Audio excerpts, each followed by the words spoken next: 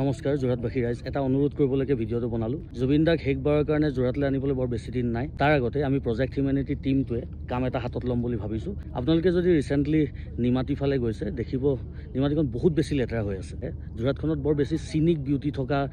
জেগা হয়তো অকল নিমাতীখনে বাকী আছে ক'ৰবাত কাৰোবাক ফুৰাবলৈ নিলেও আমি নিমাতীখনকে লৈ যাওঁ কিন্তু দুখৰ বিষয় যে নিমাতীখন ইমানেই বেছি লেতেৰা হৈ গৈছে চিপছৰ পেকেটৰ পৰা মদৰ বটলৰ পৰা আৰম্ভ কৰি পানী বটললৈকে সকলো পিনৰ পৰা লেতেৰা হৈ পৰি আছে জুবিন দাৰ যোৰহাটখন এনেকৈ লেতেৰা হৈ থকাটো আমি বিচৰা নাই প্ৰজেক্ট হিউমেনিটিৰ এটা টিম মঙলবাৰে 30 ছেপ্টেম্বৰ দিনা ৰাতিপুৱা 6টা বজাৰ পৰা আমি কাম কৰিবলৈ আৰম্ভ কৰিম আৰু আমি আশা ৰাখিছোঁ যে আপোনালোকে যিমানে পাৰে অকণমান ওলাই আহি পেলাই আমাক হেল্প কৰিব আমি অকণমান নিজেই লাজ পাব লাগে নেকি কিছুমান কথাত